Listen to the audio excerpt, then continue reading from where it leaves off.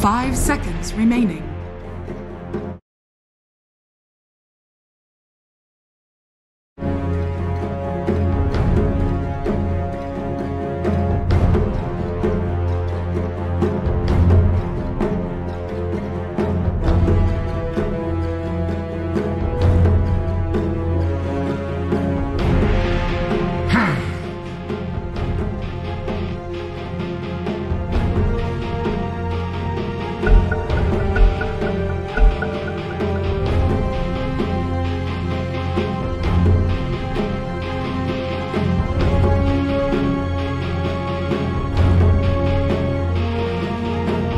Radiant team ban.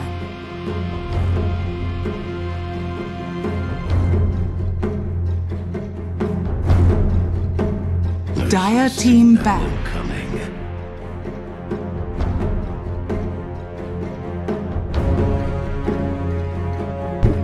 What's up, guys? I don't know if anyone can hear me right now, but we are technically in the draft. Yeah, I don't know, the stream was like going down and stuff, and now I just can't connect. I still don't know if I'm going to be able to connect because there's a huge 5-minute delay, which makes troubleshooting emergencies like impossible, because I have to wait 5 minutes and it's like, oh, it didn't work, gotta try something else, then wait another 5 minutes.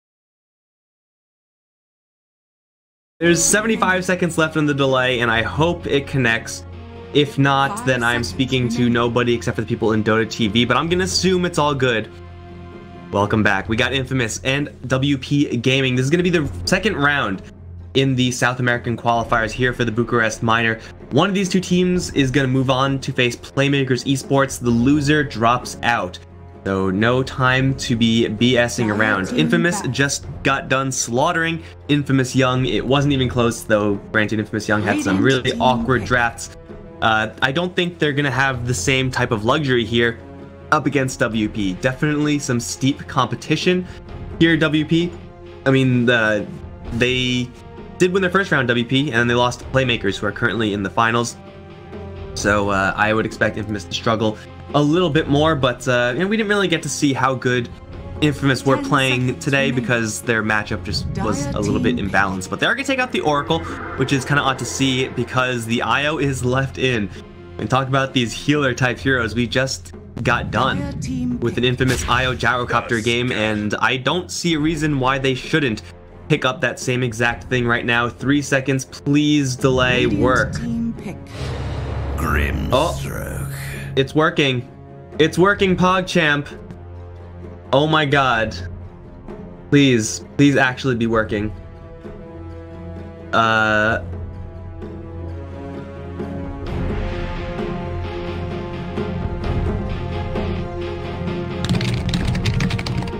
10 seconds remaining. Alright, so it should be working. So guys, if it drops or anything like that, I'm just out, man, because I have literally no idea what's causing this issue. I have, like, every 2 hours or something like that, it happens. How am I supposed to test something that happens every 2 hours? How am I supposed to do that? And what's the procedure there? It's sometimes a bad day. Usually, if it does, it's in 20 seconds.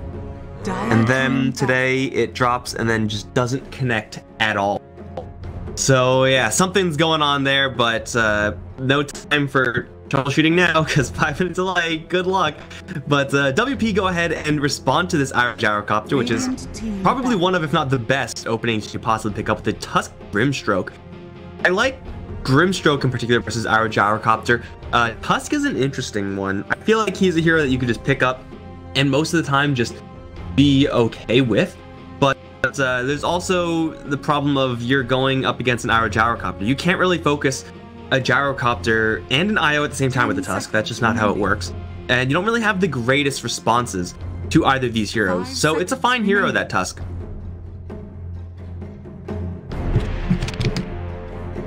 It's a fine hero, but not really at his best when he has to go up against both an IO, and a Gyrocopter. Irocopter. I guess we can start calling it that. That sounds pretty slick. So yeah, they had to find some way of making this Tusk really work for them. It's not like Grimstroke and Tusk have any insane synergy between the two of them either. Like they're okay together, I suppose, but yeah, outside of that, it's just meh. They're fine. They'll both do their job. It lets you be very aggressive. And when you're talking about countering Iro Gyrocopter, usually it's like, you know, how do we counter that relocate? But it should be more so, a little bit more so rather. How do we apply pressure early on? Get in there with tag team, get a hero that's able to attack speed, such as a PA, which is still in the pool, wink wink nudge nudge. Then you can really punish the Gyrocopter early on, and a Gyrocopter that's behind early on is able to recover. That's one of the great strengths of Gyrocopter, but you don't really want to be put into that position where you have to go into the jungle and farm it out. You want to be willing and really wanting to go to the jungle and power farm to accelerate, not to recover. Quick look at the bans actually. As I said before, PA still in the pool, probably not a huge pick for the Infamous side, but I could see that working pretty darn well for WP. She is fairly soft. You could go for something like a Juggernaut if you really want to tank out that Gyrocopter. Like all that magic damage doesn't do anything versus the spin, so that would be a little bit of a more bulky choice up against this Io Gyrocopter combination. But yeah, I wouldn't be surprised to see either of those two heroes show up. They'll take down the Batrider and the Enigma, and that's kind of been Pepita's bread and butter. For the most part, that's what he's been playing. And I think he's been playing a little bit of Beastmaster also. So Pepita's hero pool just got significantly pared down. And we'll see what he's able to play outside of these heroes. Trying to think now, what does Pepita actually... He played Timbersaw, which here actually doesn't seem that bad. You really don't want to third pick Timbersaw though. You'd rather just fifth pick it, make sure the coast is 100% clear. So yeah, I would expect that to happen only as a fifth pick scenario. Bane will be instead the pickup. Looks like Infamous are kind of high on Bane today. This is the exact same draft that they just ran. And the Bane from Moose was just patrolling every which way and just looking to cause some havoc. I don't mind that gameplay style, but that style of playing your games is a lot more difficult when there's a Beastmaster on the other end. When the hero you can potentially run into is a Tusk, you want to be doing that as Bane. Like you're pretty good at man fighting, but Tusk, like his entire lore is built around how good he is at man fighting, right? So he is just going to beat you down. Definitely, it seems like last game, the Bane was able to do that a lot freer, really with no risk. And in this game, it's not going to be quite as clean. That being said, Io Bane, this is like a 0.19 type of support duo, if you're able to get them somehow. It does get the job done if you are able to actually scale up and keep control of your lanes. Will be difficult as the Juggernaut will be selected up against that Gyrocopter. And of course, Beastmaster, Juggernaut, these heroes, they're pretty good early game, but it's really in the mid game when you start to rotate around with that roar, start to take down those towers, that things get really, really insane. Pushing in towards the late game, that's usually Gyrocopter's territory, but it looks like WP are going to look to hit this really, really powerful mid-game timing. And for Io and Gyrocopter, it's kind of hit or miss as to whether or not they are able to respond to that. Sometimes they'll be in a game where they have a good start, and then if Juggernaut, Beastmaster, Grimstroke, they want to push a tower, they'll have to fight through Flat Cannon and fight through Call Down, and it's really, really hard. But if the Gyrocopter's behind, he kind of just dies. Like, instantly burst down, snowball in with the Juggernaut spin, and you just, bam, you're dead. So there's not much you can do about that if you have a bad laning phase. So it is going to come down to this early lanes, and I think WP really have all the tools that they need in order to succeed early on. Like, Juggernaut with a little bit of Ink Swell, that's a dangerous combo. You just get in there, get the stun, get the spin, easy. Tusk Beastmaster, you just roll in and you, with the tag team and the Beastmaster and his pets, just start crushing whoever you're actually fighting. So it's really tough if you're on the Infamous side. For the Gyrocopter specifically, but also for the Pepita core. Like, there aren't really many cores with Bane that'll just be able to absorb all that. Tidehunter, though, is one of them. And it is pretty crazy to see the runner Tidehunter games from Infamous. Of course, they just got done beating the Tidehunter. But now they're going to pick it up, and this is one of those heroes that can actually withstand this. Again, Infamous know that Well Played are going to go for this kind of mid-game play. If you are looking to push down those towers, You can 5 either seconds pick remaining. like split pushers like Arc Warden and stuff like that to try to kind of move the problem away from your own towers towards the enemy towers, or you can meet the enemies head on in battle. And Ravage with Gyrocopter is a serious combo that honestly, for well played, they're going to be hard pressed to defend because they don't really have that much in the way of good Tidehunter control. Like, they can roar him, they can throw the Phantom on him from Grimstroke, and that's pretty good, but anything else you do to him, he's most likely going to get his wrap. Be prepared with the spin, be prepared with the snowball. If you get caught by it, then the Gyrocopter is just going to go off. 10 seconds remaining. So I like this Gyrocopter, the Tidehunter rather, quite a bit here. 5 seconds remaining. I'm not sure if he's going to be as survivable as he would really like to be, because again, WP's lane combos are looking really, really dangerous.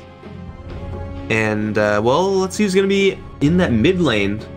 That 1v1 matchup, because not Morphling, not Lina. Rubik is still in. That seems okay for Infamous, but they really want to have a better scaler for Tomato, and Mirana is that great scaler. Mirana Bane, all of a sudden, a combo in this game. Gives them a little bit of extra scalability, and well, Mirana is a hero that's pretty good anti-Tusk. Mostly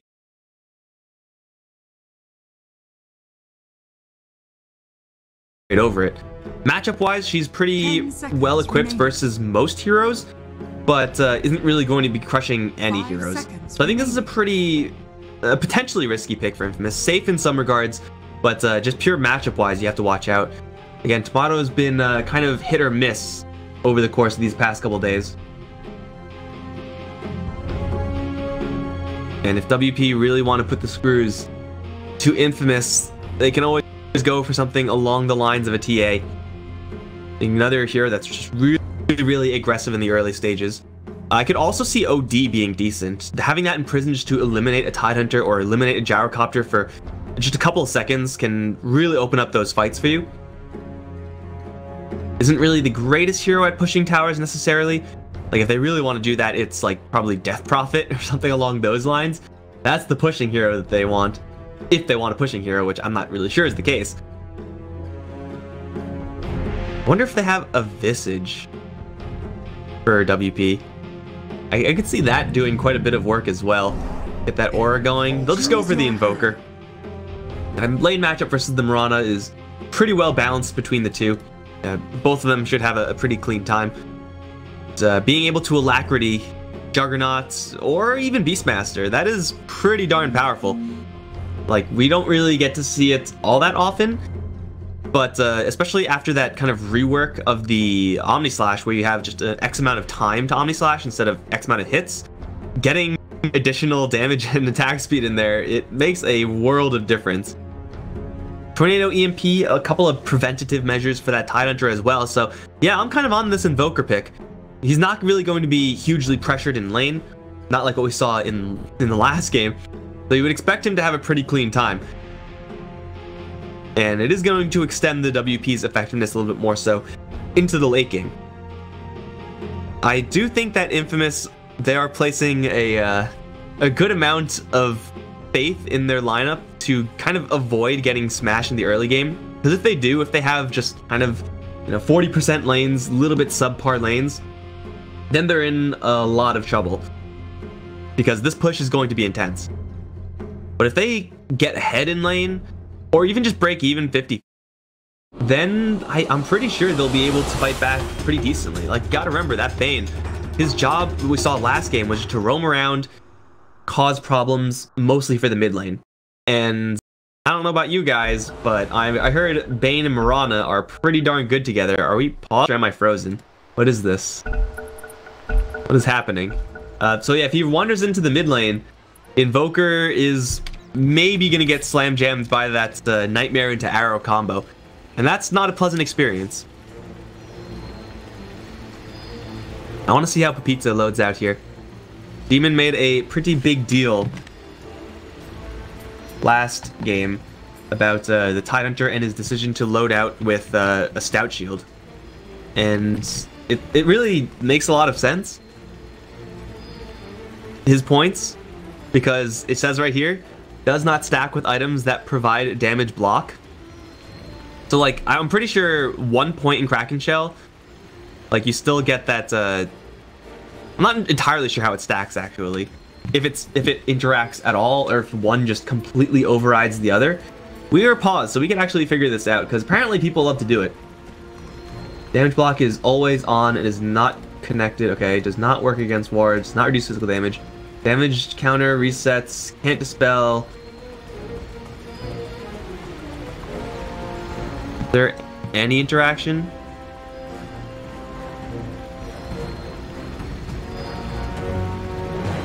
I'm not sure if like what takes priority. It says it doesn't stack, which means like it should just be one thing works. I assume like maybe just a level 1 thing works. So this blocks 20 damage or 9 damage, and this is 12. So it's like, who takes priority there? Either way, pretty sure Demon ain't gonna be pretty happy to see this. I mean, you could go for stats into bracers. In this game, getting magic resistance is good, but it's not quite as good as what we saw in the last game. So I think the argument is still there, but it's not quite as strong. It's like you're getting this item that is always going to be okay, but you're not going to be like happy to keep this item around. Like you want to ideally that if your game plan is at all decent, you want to get rid of that item at some point. Like you're investing 200 gold into a very short-term item there. Not regeneration or anything like that, so yeah, I'm not sure. We'll see if this Tide Hunter is really going to take that much early right click to make this worth it. You go like 201 or 102, and the fact that it doesn't stack isn't going to be relevant because you won't have it. Maybe that's the thought process there, but regardless, what's done is done.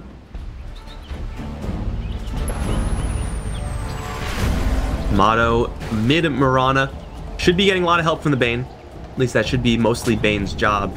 The combo of EE and snaking over in this bottom lane is going to be one where they will be in a little bit of trouble sometimes. Gotta respect that spin.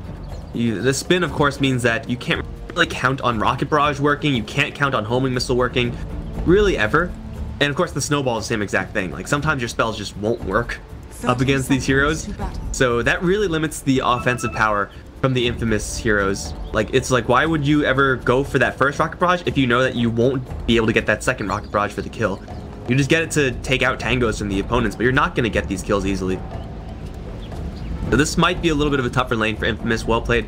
Certainly do have decent enough lane setup so that they can fight back against this Io Gyrocopter a lot more than we saw in the last game. Benj is in top lane as the Beastmaster. By himself for right now, but I expect he's going to get a little bit of support help. Going to be fighting up against that Tide. And looks like runes will be just evenly split. Pretty sure Tide just has a decent lane here. Get that Anchor Smash going. Maybe not quite as good as the kind of... Well, I mean, yeah, it's probably just good enough. But this is really where things get worrisome. Where Leo is, well, once again, actually, the Bane TP's out. Audu's gonna stick around, maybe sets up some pressure early on versus that mid invoker, but suddenly we have a full tri-lane. Tag team immediately gets dropped. We'll do some pretty decent damage. A huge AoE on Inkswell stuns everyone though. And suddenly we have a party. Io, Gyrocopter, these heroes don't really want to be in this tri-lane. Juggernaut is kind of okay with it. Like, yeah, getting these levels are important for the Juggernaut, but he can be perfectly functional with a level 1 spin. This is going to be a brawl fest down here. So let's take a look at these other lanes and take a look at how these lanes are going to go. It's pretty much just going to be this, both these two heroes slamming at each other and not really doing all that much. Over in mid lane, really depends on where these arrows land. For right now, Tomato probably just used that first arrow to kill off a range creep or something like that. But I would expect this Mirana B Invoker matchup to be fairly even. As it progresses, the Invoker will get slowly more and more ahead. Gets more exort. But wow, like a full 3v3 lane. Black Cannon was already shown off by the Gyrocopter. Again, you know that your barrage up against 3 heroes in particular is not going to do all that much, especially these 3 heroes. So yeah, getting it is not all that strong. Homing Missile is going to be even weaker, so Probably just get the rocket barrage, but prioritize flat cannon because you know it's going to be hitting more heroes. Why the hell not? Look at Benjez go. So yeah, there's the Kraken shell. I no longer know what the interaction is there. I just know that something is wasted. Definitely one thing is not getting ideal value on that top lane. But everyone's last hitting happily up on top, as expected, honestly. They're not gonna be able to kill each other either, pretty much like ever. This is good times for these two heroes. This is slightly worse times for these heroes on bottom. I mean, they're getting cut experience because they're gonna be forced into a tri-lane situation. Cut gold as well. For Costa Bile, the way you recover out of this is just by getting kills. Spin, Omni Slash, farm some heroes. Gyrocopter doesn't really have that same luxury. Moo's in a really rough spot. Inkswell should stun, yeah, just the IO. Moo's getting a lot of sustain here, has a couple of stick charges left. Sunstrike will connect, lots of damage there. He does stick up, and now Gyrocopter comes in from the side. It's on the Grimstroke, full rocket barrage. Should get the kill. EE draws first blood. Now onto the Tusk. He's been left alone. He has stick charges of his own, but he's not even going to use them. Snaking sneaks in the last hit. And he gets the second blood. Suddenly on bottom lane, they dove way too far. If anything, I would say that's probably disrespect for the IO. But you gotta remember that Bane, just base stat-wise, like 25 across the board is really high. Like, look at this. Like, Beastmaster has 30 and less, 23 strength. What does Grimstroke have? Yeah, his stats are pathetic compared to that Bane. Bane's overall stat growth, really high. He's tanky, man. He is deceptively tanky. Especially when he has Brain Sap to turn a little bit more of his mana into health. So going for him is a tough call. Going for the IO is a little bit easier unless you don't have the control. Dodges the Inkswell. Now E pushing forward the rockets. Again, split between so many heroes. Kind of an unimpressive spell when that happens, but they still have isolated Dunyao. And he is going to get Brain Sapped. The missile is coming towards him. Looks like that might be lethal. No, it's the IO spirits that are lethal. And now Grimstroke's in a little bit of trouble. He's walled off. Body blocks, not quite good enough, but EE, he's going to go ahead and dive. No, it's sneaking. Once again, the right clicks from the IO. 49 damage. Claiming these kills 4-0 for the infamous bottom lane. And I don't mind WP's decision to go for that, honestly. I thought that was fine. You go for an IO. Force rotation, force regeneration to be used. If not, you get the kill. But sticking around for that long, this Juggernaut really doesn't have as easy of a time getting in there. Like, if he's going in, he's going in. Gyrocopter can decide to Rocket Barrage, turn it on, and then be like, well, this isn't good. I'm just going to back off instead. And it's not really a huge deal because the cooldown is so low, and mana-wise is not that expensive compared to Blade Fury. So Costa Bile doesn't really have that luxury of being able to decide when to initiate. Shards will go off, but it doesn't really do all that much. And now the spin is down. You can see he doesn't have anything to do. Like, he's done. He's just got to run. And running is a little bit difficult in this case because there's power treads on Envy and no such item on Costa Bile. They will find Moose, who is able to grab 2 bounty runes, and now they're able to focus down onto Grimstroke. He's going to die. Missile shifts over towards the Tusk, and he's going to take quite a bit of damage as well. Creepwave is here to maybe absorb some rockets, tries to glitch himself up to the high ground. Is it glitching to the high ground, or is that just how it works? I don't really know. But I'll tell you what, oh, the rolling after snaking keeps him in the middle of the triangle of doom. And they'll take down Dunyao as well. Another 2 kills for this infamous bottom lane. And that's the price of offensive tri-lanes. Sometimes it works. Sometimes you get these kills. Other times you kind of get shafted, then you have to dissolve your lanes, giving the opponents from the get-go. And then you're in a lot of trouble. Speaking of a lot of trouble, Leo, he does have a Forge Spirit, so that's able to wake him up or absorb the arrow. Or maybe even both, if you're lucky.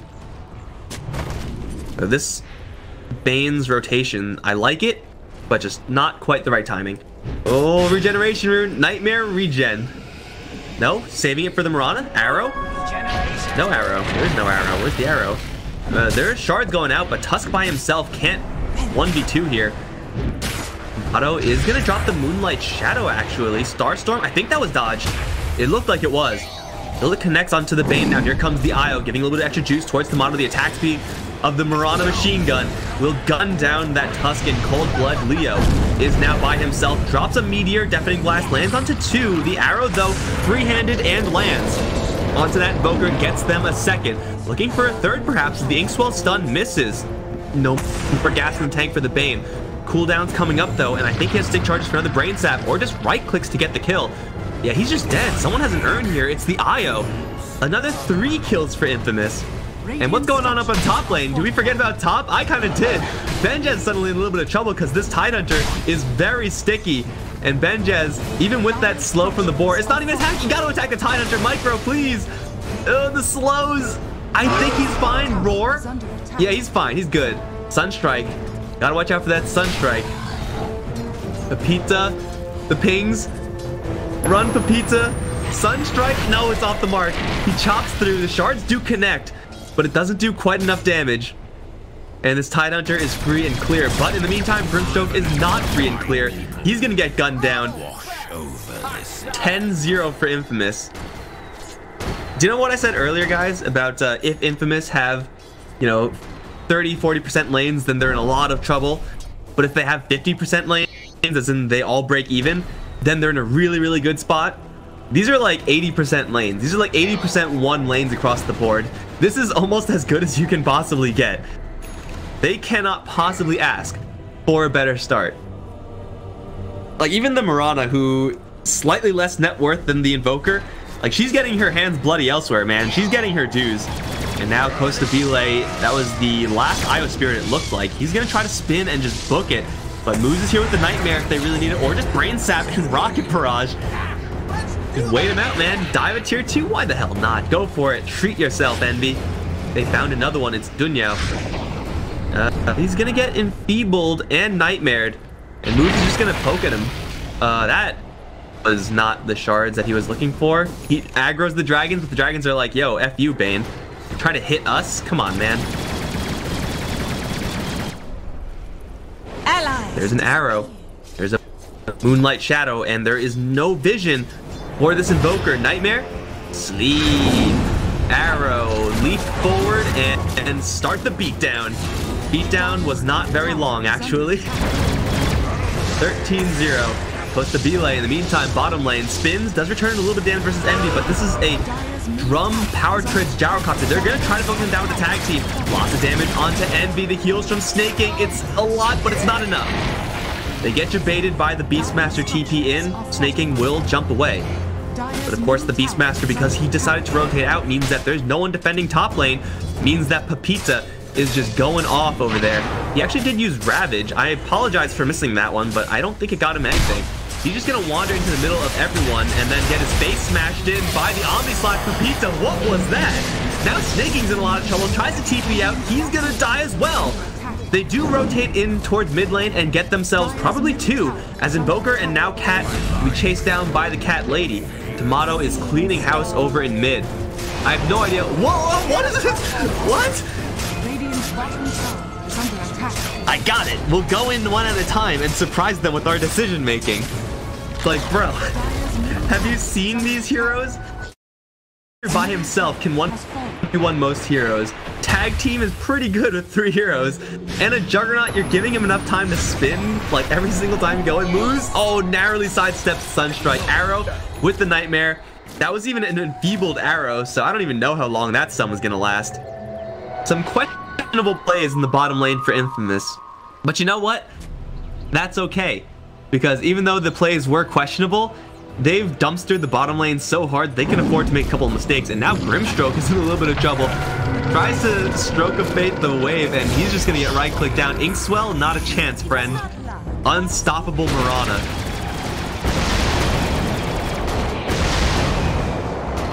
It's refreshing to see Tomato, off of yesterday's kind of questionable games, play much better, kind of force these movements today.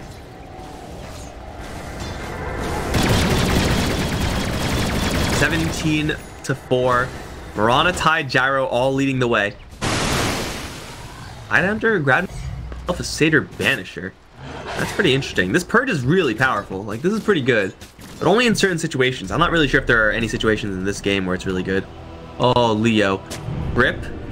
No, Moose does see Grimstroke. Immediately gets silence, but he didn't cast anything, so the silence isn't really gonna do a ton. Moose does Nightmare dodge the Inkswell. Sidesteps the stroke. Sick plays by the Bane. Ultimately, you know, they don't do anything, but still the plays were sick. Historians will write about the plays, and they will say, yes, the plays were in fact sick.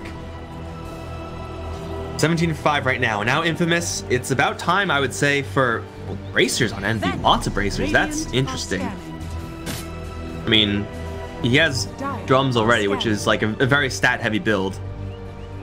And it seems like Envy just loves his drums regardless, but 2 bracers after. I mean, are you really that scared of getting burst? I guess BKB, like, I don't know, but it isn't like S and Y or S and Kai or Kai and Yash or any of those combination items just better than bracers on Gyrocopter? Relocate towards bottom. Tidehunter in the middle of the fray. The snowball does save them a little bit from that Ravage, but it doesn't save Grimstroke. He was a little bit too far away. Now the relocate comes in. Arrow splits the wickets, but still they grip up the Beastmaster, kill him off. Tomato leaping over those trees has himself a Tusk in his sights. Does he have a TP? Not for another 5 seconds. There's a Satyr Banister here. Purge slow, so OP. Tries to once again glitch himself through those trees, but he fails, and that'll be another set of kills for Tomato. Relocate, return up towards top lane. Leo, he's gonna walk right into a Rocket Barrage. That is not what you want to see as an Invoker. He does have Ghost Walk. There is no True Sight here. Scouting with the Eye of Spirits, but looks like it's only the one. But EE and Snaking have made the Dire Jungle their home. So they're going to be farming that, while at the same time being pretty freely able to access these other 2 creep waves.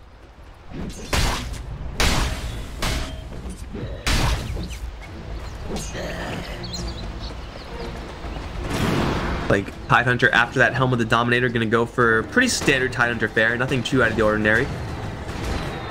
But this is really what you want as Infamous. Get a little bit of a lead with Gyrocopter, enough so that you can be comfortable chilling and power farming the jungle or wherever, lanes everywhere. This is just getting him further ahead, as opposed to getting him just barely into the game. As I said earlier, Juggernaut, he gets back into the game by getting kills. Omni Slash, only level 1 right now, yet still a very powerful assassination tool if he can find his targets. Targets they're looking at are on top lane. And it looks like they will see them now. Snaking is in position to break the smoke, and he sees the smoke being broken. Snowball, I don't think it's going to be good enough. It's going to end, and now they're just right in the call down. Really awkward. Benjaz second guesses his roar because he knows that reinforcements are coming in. Tomato has a clean angle for an arrow, tags the Beastmaster with it, jumps over Starstorm onto 2. Benjaz still has that roar. He can't get it out there. Even Snowbound, Omni Slash going to do a lot of damage here. Roar goes out, 2 of them in fact. Snaking dies to the Sunstrike, and now EE in the blender will fall as well. Tomato and Moose are like, oh, we sniped the healing ward. Our job is done. Let's get the hell out of here. Shards out, almost traps the Bane. He is going to be running through these Prowlers and TP out. Should be fine. Walrus Punch is not available, nor is the Snowball. Oh, man.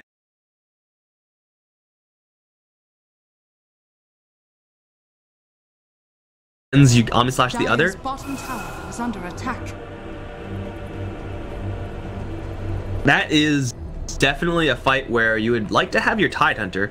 If Tidehunter teleported in at the same time as Tomato, then, you know, a Ravage there just instantly wins Infamous that fight. Pretty much no questions asked. But not having him there, he was pushing bottom, but didn't even do that great a job. It's going to cost Infamous quite a bit, but not to be deterred. They'll go straight into Roche. Sunstrike immediately lands. For WP, they don't have an Omni Slash. Invokers levels looking good enough to do some damage in the Roche pit. But as a team, I don't think they have enough. Into Ravage especially. Into Ravage and Mech. So Roshan should be a free grab here. Trying to look for a trade elsewhere. A little bit of pushing on bottom. Nothing really that huge though. Roshan has fallen to the Radiant. There goes Roche. Tomato now with the double life. Kill spree 7. And now they're looking for this tower defense. Although the Hawk overhead, Pizza should know about this. Does just literally sees it. He is coming in to try and move Snowball onto the Grimstroke. Mirana is here, and she's just gonna dash away. He's in the middle of the spray, and now the Ravage comes out onto absolutely everyone. Immediately 2 heroes are down. Call and land onto the rest rest of them. Benya stuck in a corner, does deploy a roar, and does land on 2 heroes, but Tomato, no one's pressuring him at all. He's just machine gunning whoever he wants. Kosta's gonna spin TP out, and he'll survive. But the IO and the gyrocopter get yanked out. Perfect timing in that relocate, just enough so that the IO can drop low and then leave. Get EE back into the top lane to continue farming. And of course, this Mirana being under no pressure during that entire fight means that this Maelstrom is just going off every which way. Plus, she just hits for like 150 pop. It's pretty good. What is happening here? Costa be like, with the Omni Slash onto EE, Snowball is going to get them close enough to tag Team Envy. Maybe we'll be able to kill him off. The boulder goes towards the IO. Snaking, taking the dots will go down. Although here comes the reinforcements. It's Tomato, jumps in, Starstorm onto everyone, instantly kills the Tusk. Should probably kill off Cat as well with the missile on, and he's doomed to fall one way or another. There is still one additional leap for Tomato, though I think Leo is a little bit too far away. They lose the IO, but they gain a lot in exchange. 1 for 2 actually isn't that much, but man, the tower definitely counts for a lot there too. And oh no. Invoker, here comes the arrow. From downtown, boom, stunned about forever. And now with the right clicks, he's gonna get gunned down by Envy, and Costa, his spin is running out. Call down slow, a little bit off the mark, but he's still chasing after him, pushing his copter as fast as it can go. Mirana pushing her mount to the same. Suddenly Pepita with the steel chair out of nowhere. Okay, gets pushed back a little bit. Snowball comes in onto the Mirana. She has the double life though, so it's not really a big deal. And EE, he's just holding his ground versus Benya. Vanguard? What Vanguard? Everyone's at full HP. That mechanism. No, the Guardian Greaves from Tidehunter. Full heal onto everyone. Beyond godlike Tomato. Yeah, that was literally a AoE full heal. Omni Knight, where are you at, man? Where are you currently at? This is looking like a one-sided game, much like the last match we saw. They're gonna push forward for a little bit more. Blind arrow, why not? Tomato, go for it. Treat yourself. Now the tier 3s are in trouble. It's not 20 minutes in this game. This gyrocopter has just pure health items, but he's just surviving for so long that his rocket barrage is doing all the damage. Crazy builds, man, crazy builds. Because look at this, like they have IO tethered onto the gyrocopter. They have Pita giving them this aura with the Helm of the Dominator, and now with Heaven's Halberd. So this Juggernaut isn't going to be doing anything, especially when he gets gripped up like that. Just the right clicks, he's just going to get slaughtered. The snowballing from Dunyao is going to do about nothing. Double kill for Tomato, looking for more as he's just feasting. There goes the Invoker, there goes the Beastmaster, and they're chasing down for a full wipe. GG is called. Leo's just out of here, man. He's like, I'm getting the hell out of this game. Oh baby, 33-8, and this is the Infamous that we did not see yesterday.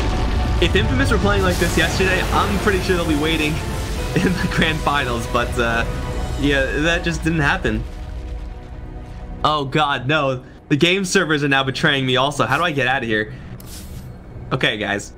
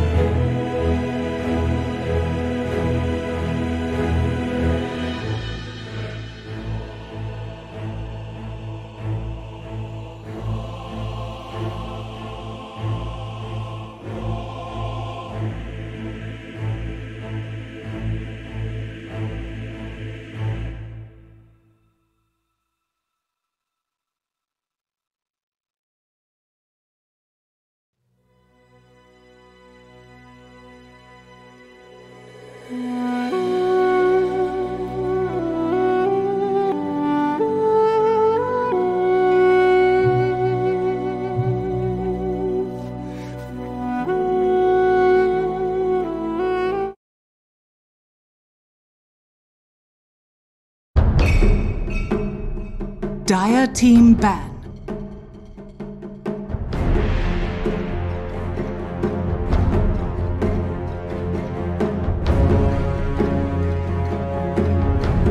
Radiant team ban.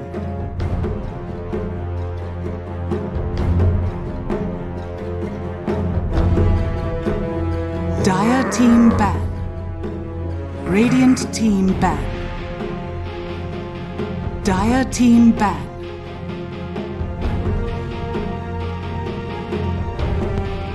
What's up, guys? Welcome back.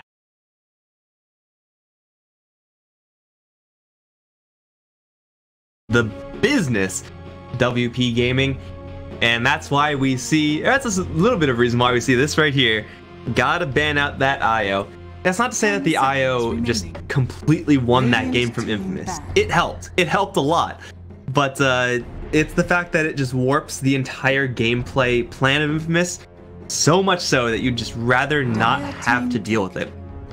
Now Infamous have to play a little bit more of a normal game, a little bit more of a regular game here in this game too.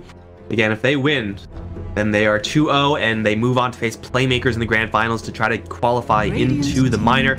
But you know what? Well played. I'm sure they'll bring something different to bear here, as will Infamous, honestly. I'm Mike Loris, going to be your caster for the rest of the day. That finals that I mentioned will be happening almost immediately after this match concludes. So heroes that are good that are still in the pool: Phantom Assassin, Brewmaster. Well, there's been a lot of kind of disrespect to the Brewmaster, I think, in the scene.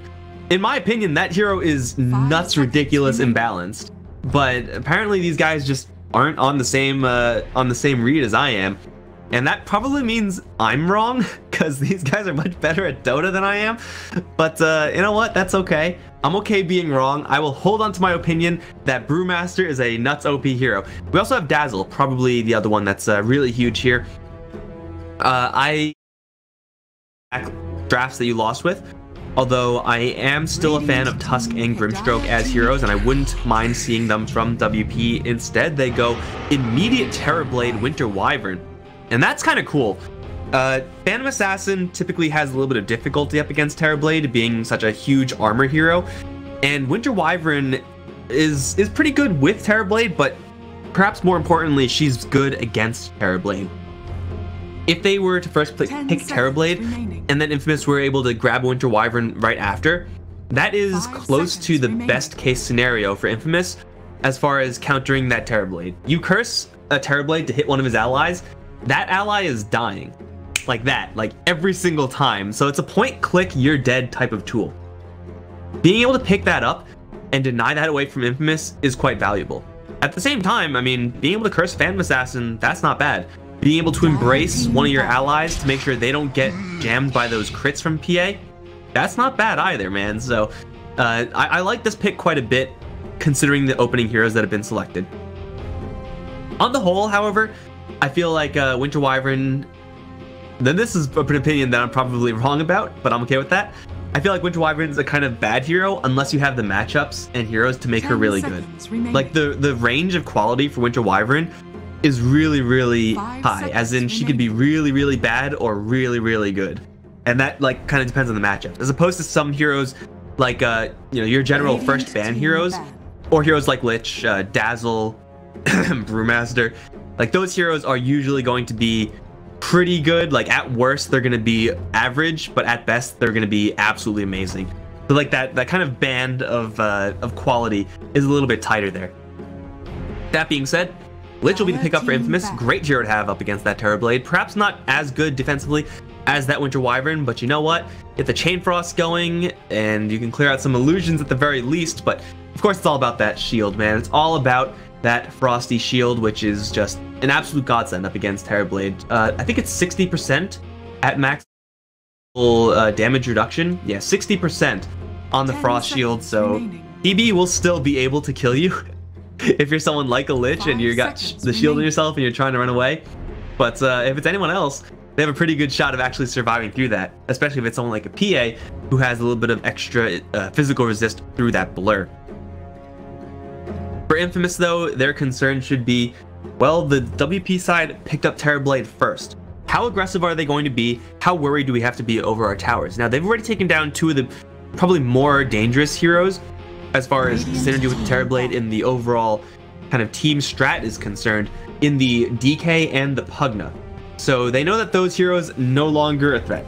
But if you really want to go for pushing, you can always find the heroes to do so. So WP, they have that option. For Infamous, they also have to worry about how do we actually kill off this Terrorblade, because PA isn't really the best hero at doing that. The hero that should be doing that should be someone that is played by Tomato. Get that big nuke going. Give him Lina. He rocked Lina in the first game we saw from him today. Give him a Tinker. Give him these heroes that just have overwhelming magic damage. A little bit of crowd control mixed in there, perhaps. You don't even have to do that. And then just take care of him through those means. Pepita's Bat Rider also would have been an incredible.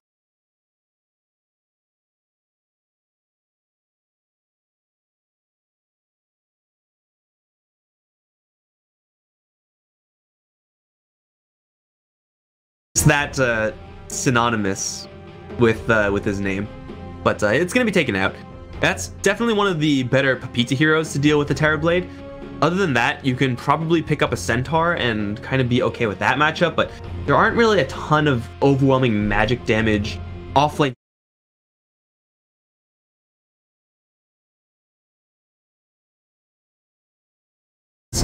Okay. Just being able to dispel off the illusions is quite nice. Cyclone the main guy and just leave him in the air the entire fight. There are definitely tools you have as a Brewmaster versus Terrorblade. On the WP side, they just have to make sure to build around this TB. They don't have to make sure that he's the absolute centerpiece of their draft, but for the most part, if they do make sure that every pick they make gives them something, or that hero builds an item that gives them something to help the TB, really solid way to go. Because of how weak PA and Lich are against TB, if they put just all their chips in that TB basket, they should be able to come out on top. I don't know why you're putting chips on baskets. That's just kind of the phrase that came out. I don't know. I'm sorry. That didn't make any sense. They're taking their sweet ass time with this though. Ooh, Spirit Breaker.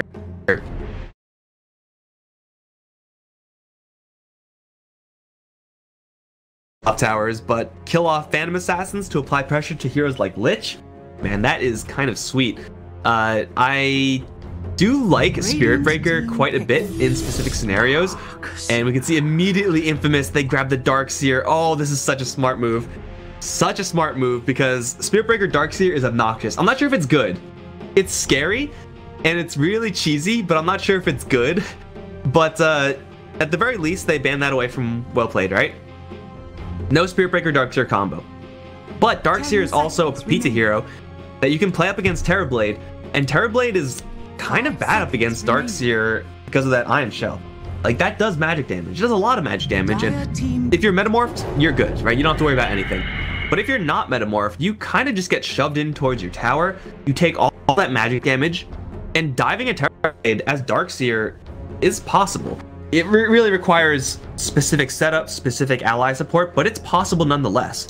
So that's a lane that Infamous can apply a lot of pressure. And if you look at it the other way, like, what heroes do they have that can apply pressure? Now pick up a Phoenix.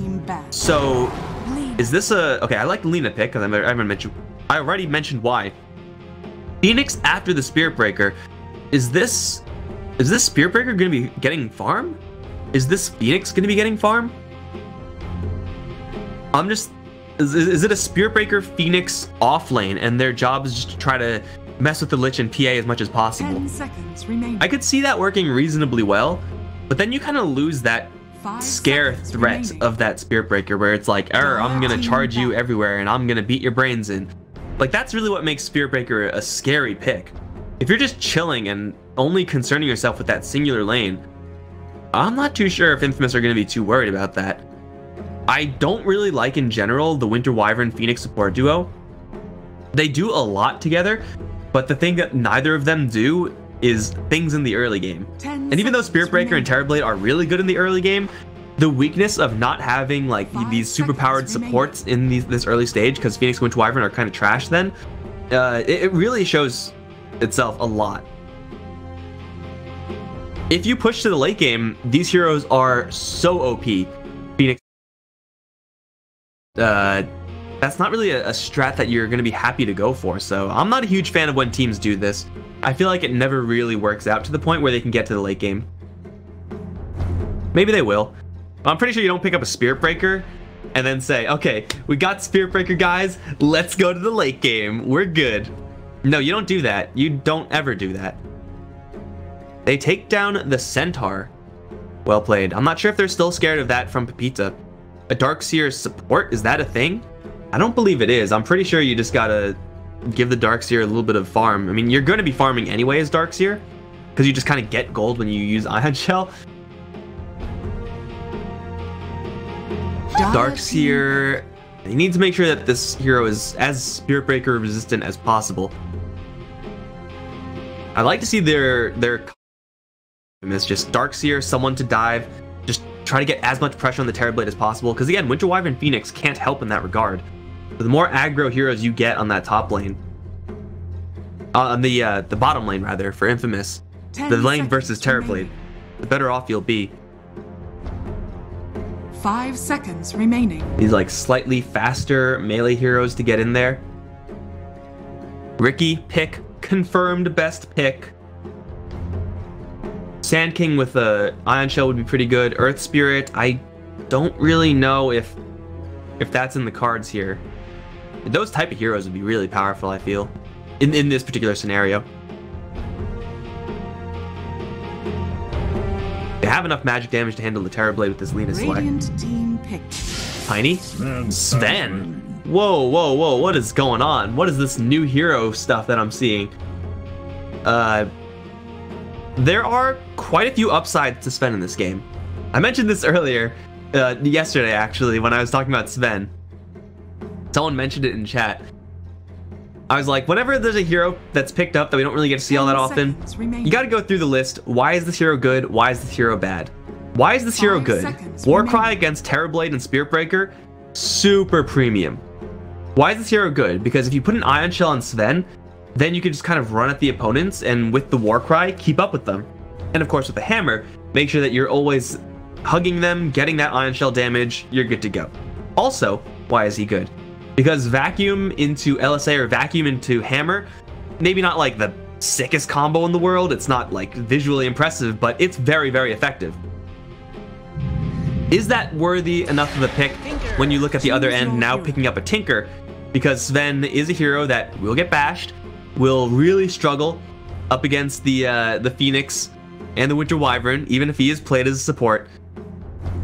You are a bulky strength hero that has a little bit more movement speed to get in. And that's, again, the bare minimum of what Infamous wanted their last pick to be in. By the way, another melee hero that's blue that would have been fast and able to get in there is Ricky just saying. When our team's going to pick up that hero? Probably never. So this Sven, honestly, I'm not a fan of this hero in general. But I think in this game, this is probably the most justified you can be to pick up a Sven. Like, there's not that much in the way of slows and disables that are being thrown around freely to really concern him. Like, he has Surge, so he can always get in there. I think if you're ever going to pick up a Sven, this is going to be that type of scenario to pick up the Sven. I like it. I gotta say I like it. But WP, they go ahead and grab the Tinker. Matchup versus the Lina should be pretty nice for the Lina there. Although the Tinker definitely has tools to fight back. A lot of this game is going to come down to what does the Spirit Breaker do? And now it's Benjaz officially taking up that cow. We'll be charging around and looking for some blood. You can charge in towards Alina and do some pretty serious work towards Tinker. If he sticks around and really just messes with the PA and the Lich, I am concerned. Because, I mean, Spirit Breaker, yeah, charges in, lands a stun, and his base damage is super high. But you know what? You know what really sucks when you're Spirit Breaker and you're trying to charge into someone? It sucks when they either jump away because of Phantom Strike, you miss because of Blur, or you hit them, and you think you hit them, but you actually hit a Frost Shield because Lich is right there. There are a lot of things that the Spirit Breaker just kind of has to battle through in order to be truly effective from a core role. And even in the other lanes, it's like you're going to charge a Darkseer, you're going to charge a Sven, You're a ton of HP, a ton of armor. They have Surge just to get away afterwards, or Warcry to just get even more movement speed. Charging Alina, that's viable. That's dangerous. That's something she has to watch out for. But yeah, I'm not sure about giving Spirit Breaker farm priority. I think if you're gonna run a Spirit Breaker, you cheap out on him, you give him to your 4 position, and you play him like how he used to be played.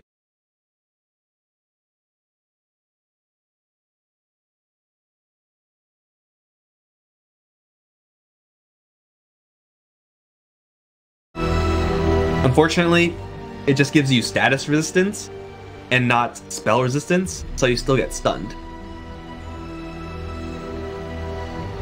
I wonder how OP Spirit Breaker would be if Bulldoze like gave you ramping status resistance, or not that. Disregard that. If it gave you like a second of stun resistance and root resistance, and then that wore off and it tapered off. So like you would get 1 second of stun resistance / root resistance, and then you like that stopped, and then you would get like 60 status resistance, then 50, then 40, then 20, then 10 until it's done.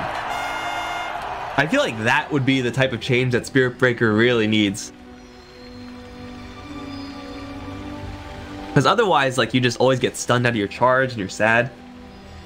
Being able to kind of like activate like a Lincoln time it, that would be kind of sick, man. That would be cool.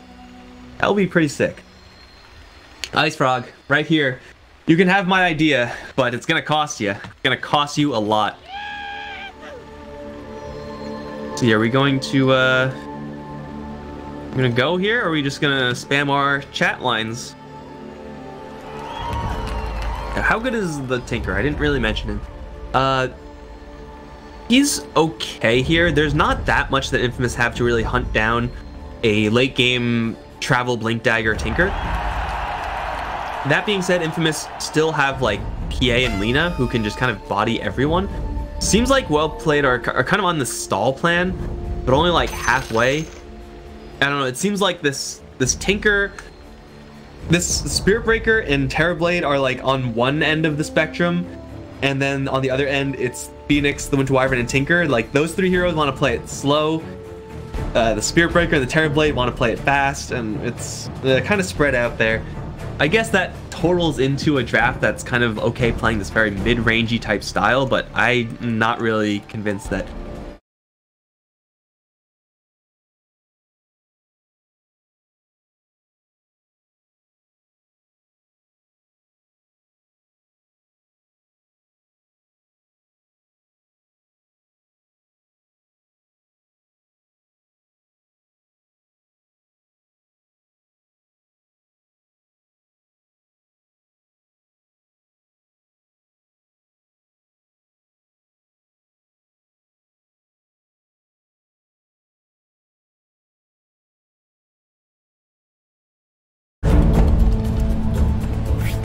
What is going on? Can we go? When was the last time you saw a Sven? Seriously. Like, I want you to think back. When was the last time someone picked a Sven and we're like, we're gonna go Sven? Yeah. And not like accidentally random to Sven and you're like, well, I guess we gotta make this hero work.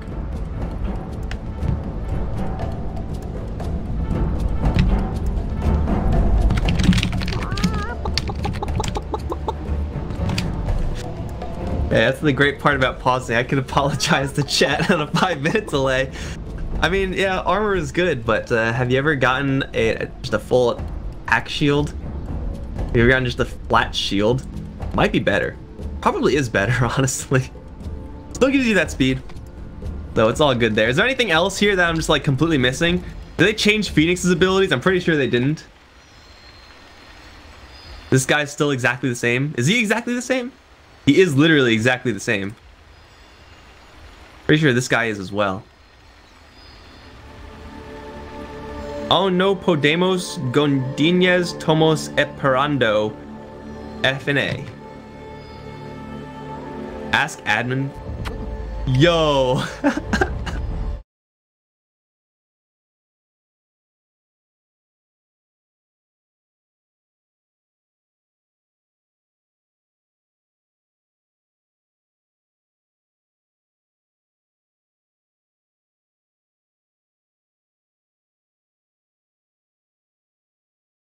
well up anymore. I'm pretty sure if the admin had a problem, we would hear from it. I'm pretty sure also, like, if you admin these games, you don't really have to pay that close attention. Do these guys seriously have the same item build? Okay, wait, you press this button. It's literally the exact same item build. Control C, Control V. I mean, they're going together, right? Aren't they just gonna... Well, yeah, they should be going together. I'd imagine so. They're just gonna be chewing down mangoes all day. Oh, good. Oh, good. We're in this stage in the game where we're disconnecting. Yesterday, we had to wait like 30 minutes for a reconnect, guys. And we actually did wait the entire 30 minutes, and it was terrible because the game ended literally 4 minutes after that disconnect, after the reconnect. It was really a grand waste of time. This guy is anti-Spirit Breaker. I'm anti-Core Spirit Breaker. I feel like the hero just isn't consistent enough to warrant giving him farm. Hey! Hey! What is wrong with this caster? Didn't read patch notes? Yeah, guys. I don't read patch notes at all. As far as I'm concerned, we're still in 7.19.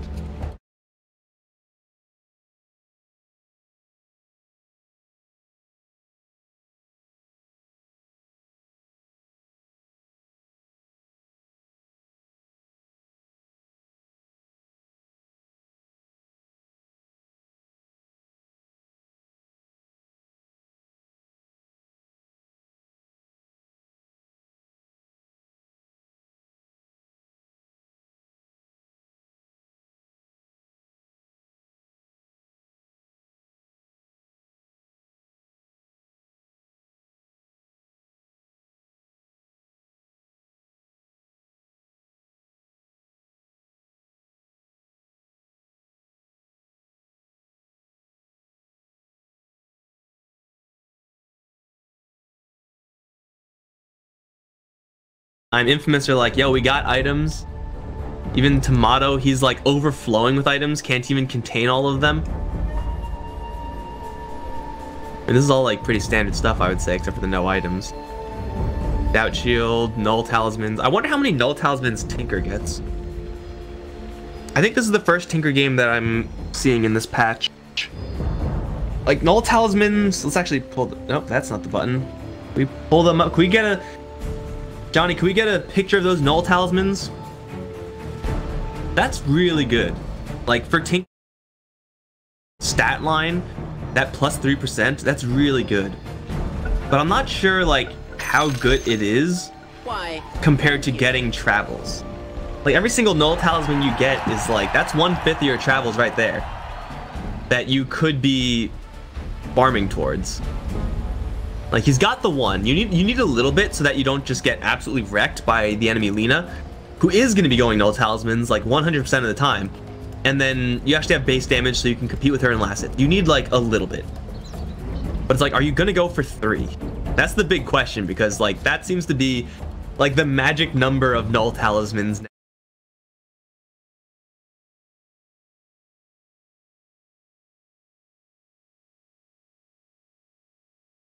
Are as valuable as travels. Travels are like an accelerant item on every hero, but most of all on Tinker.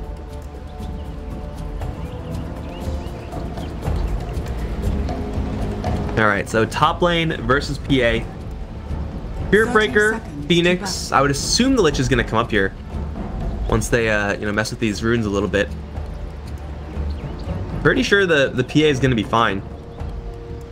Again, like, you're looking at evasion, you're looking at a blink strike out, so unless you get literal perma-stunned, you should be able to get out of there. Like, Phoenix can Icarus dive after you? Oh, so scary. How much damage does this actually do again? Damage per second? Oh, 10, 30, 50. Wowee, that's some serious damage, guys. So terrifying. Is that any purple? Is this PA purple? Is he wearing a purple cloak? That's just weird. Is this the plan? Is this the plan? Yo, this is next level farming. Okay, I mean, I knew this was a possibility once Darkseer had like level 4. They're just like, F you, creep wave. You get nothing. Oh, are they gonna dive now? Yo, okay, well, PA, you're on your own because clearly these guys have bigger plans. Kosa's gonna have to just chew his way through all the trees, but Snaking still has that hammer. Can they wall him in? They can't quite wall him in, but they have double ion shell. They just got him. Oh my god, Benja's is gonna rotate in, but there's still 2 ion shells here. These are level 1 ion shells. They're not like that powerful, but yo, what is this? Did anyone see this coming? Be honest. Did anyone see this coming? They're just gonna completely creep skip, not hit a single, not engage their creep wave in a single manner.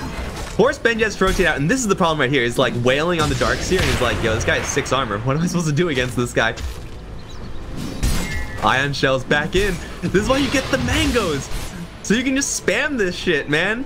Okay, what's happening top lane? Dunyao is somehow like a core Phoenix now or something, because clearly WP just don't know what's going on, and I don't blame them. So this Phoenix is really happy because he's getting levels, but is also like, you don't really want to be giving your Phoenix this much because it doesn't really do a whole lot. So I'm pretty sure WP are just not happy with this top lane situation, although the Phoenix personally is. Over in mid lane, the Lina does have an advantageous matchup versus the Tinker, because Tinker, I mean, you can cast Heat-Seeking Missile on the Lina, but like, not really. She'll be able to cast Dragon Slave on you pretty much whenever she wants. Charge is coming. Who is it coming towards? It's all the way up towards top lane, passing through. Get some CS? No, unfortunately not. I would expect this Lina to hold some sort of advantage. They see the Spirit Breaker going up here. There is also no shield from Moose, so maybe they have an opportunity here. Actually get him. They need a bash. They're not even going to try for it. So, yeah. They're a, like, double creep wave bouncing goon squad on this bottom lane that got first blood, that is getting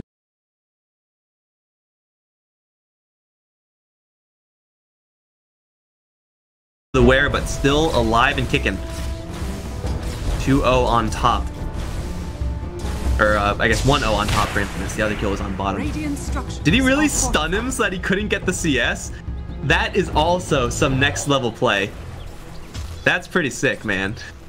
I mean, I suppose he has mangoes, so like you have spells to cast. The Darkseer doesn't need all that much help anymore because he has the Soul Ring. It's like, who are you going to be stunning, Sven? I guess you're just going to be stunning this guy because you have double ion gel, or this guy because Tinker wandered in. Shield goes up. Pita just gets blasted though. Level 2 on the laser missiles. And Tinker makes a pretty clean rotation out, and with the haste rune gets right back into the lane. That being said, he's still falling behind, slightly behind Tomato, and it's to be expected. And it looks like this Tinker, hey, might be the only hero in this pack who isn't super high on getting null talismans. Gets the Soul Ring and should be going for travels straight after, I'd imagine. We finally found it. We finally found the one hero in the game who isn't going to be massing null talismans in mid lane. We did it, boys. Good work.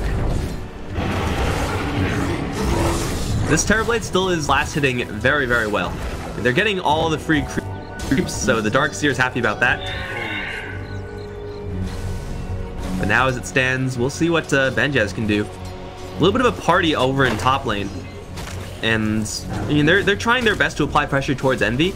Kind of a deceptive CS chart here on top lane because of how much time Benjaz was off the lane, but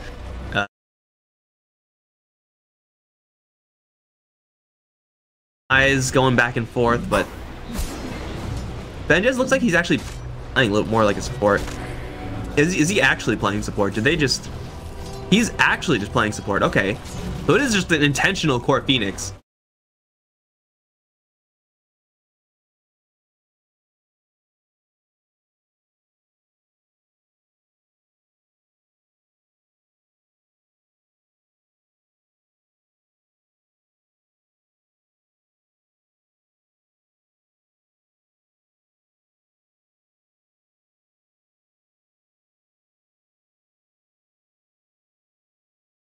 And it hurts, man. It hurts a lot.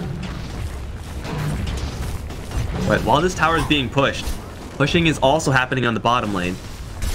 And this push is pretty serious as well. Oh, EE does show himself off. But now they've been debated because they've just used their dive, which means Dunyao has no more dives, which means he is in for a world of hurt. They have a Laguna, they don't need it. They shouldn't need it, there you go. Dunyao down, and still bottom lane, still shoving in. When you have a Darkseer who can just crush the creep wave in the blink of an eye, punches the tower. And of course they have that catapult. They have a catapult with the Helm of the Dominator, in fact. The Darkseer is just ready to keep on going. This is getting Leo a absolute free time over in the mid lane. The 1v0 matchup for Tinker is pretty good for the Tinker. That being said, his lane is soon to be crashed, it looks like. At least they're making a move, making sure they don't have a ton of stacks on his end. Oh, sneaking. This is going to be a little bit RNG, although the March is just on the edge. Let's see who gets most of it. I think that was all Dire. Moo's got a couple with that shield damage, but that was all Dire. The Tinker just got completely denied. I don't know about his other stack situation, but it seems like there's not much in the area, so they jack the Tinker's creeps, and that's just value, man. It's not an absolute necessity, like, it's not make or break, but it sure as hell helps a lot. Ooh, Sunder, that hurts. In regen, though, it doesn't really hurt that much. You put an Ion Shell on this guy, purge him, get him, and then just give him a hug. Oh, yeah. Where's your health, Terrorblade? What's wrong? Dude, you don't want to die to a Satyr Banisher. That's like the ultimate display of shame. But he just got ripped apart by this little guy. They turn to big guys for you when they actually get dominated. Speaking of dominated, Dunyao is kind of crushed on top lane. He'll be fine to dive out. But this Darkseer is just going to be a persistent pest on that bottom lane. And Tinker, he's forced out to his north jungle. Of course, they know Tinker is not here anymore, so Tomato is just going to put the pedal to the metal here. Shove this tower in as much as he possibly can. And they found a target. Hammer, shield is up for the additional slows, as if that even matters. They even have that gaze. Cherry on top to kill off that Spirit Breaker. Top lane, Envy still is being punished because his allies really aren't paying him much attention at all. Like, EE, you do you, man. We're gonna go kill fools elsewhere. And you know what? EE, he can probably handle it. His allies sure as hell can handle it because they're going in for round 2. Leo, once again, is gonna get some help from the Embrace, and it looks like the TP's coming in. Lena's out of gas. Charged onto EE. Leo will get daggered and dropped. Tomato on the high ground. He's still going to burn down to the dots, but EE is right on top of Dunyao. There is going to be a Supernova available. Frost Blast, and now the Egg. I think they can just right-click it down. They will do just that. EE and Lich in a little bit of trouble now. Chain Frost, kind of panic thrown, but still bounces onto some of these heroes. One more bounce on the Witch Wyvern is all they need. They get him down, and now Benjez jumped in on triple kill for the PA. You ignore me, teammates? You want to ignore me? I'm Eternal Envy. Do you even know who I am? Comes in, grabs a triple kill. You can see on the net worth chart, helps a lot, but doesn't even bounce him all the way up towards the top. And ultimately, for Infamous, yeah, they lose a handful of heroes, but they're still able to apply just such crippling pressure across this map. Radiant's middle tower is under attack. And the Spirit Breaker, the Phoenix, whoever is officially core, I don't really know. But I can tell you what, they're not really going to be doing any heavy lifting. Speaking of heavy lifting, here comes a Centaur out of nowhere with the steel chair. Benjez is going to try to bulldoze his way out, but this Centaur looks like he doesn't have quite enough. We also had a couple of Shard Golems from a previous domination. Pizza surges and then TPs. Nice. Grabs a bounty rune with it, though. 2K lead for Infamous. Definitely not anything that WP cannot come back from.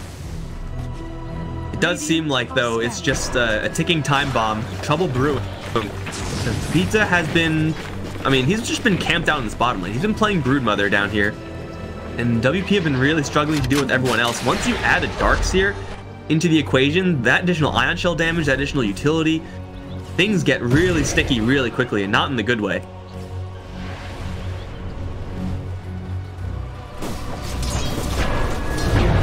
Darkseer ain't ready just yet, but adding a Pipe, yeah, I mean, Pipe is pretty standard on Darkseer in any game.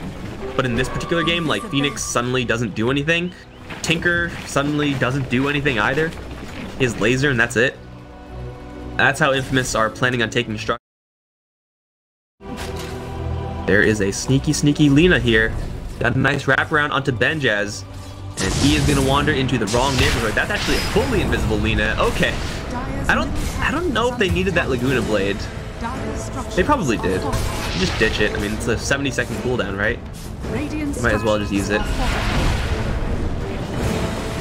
I'm still not sure who's, like, officially the core between the Phoenix and the Spirit Breaker. It's close. Which is, I guess, kind of nice because they both can use the farm decently well. But, oh, this isn't good. Leo, don't be here, dude. Okay, this is gonna hurt. I think you might want to ditch the Chain Frost. Oh no, here comes Cardi! Cardi with the steel chair now. Just zoomerating in with the surge. I did not see that one coming, and I can guarantee Leo didn't see that one coming either. Just like burning rubber. Transform Autobots and roll out. Radiant's bottom tower. Alright, well that's the extra damage they needed, so that means they could save the Chain Frost for later. It's a single bounce of single target cast of 300. Probably would have been enough there as well. The map is closing in.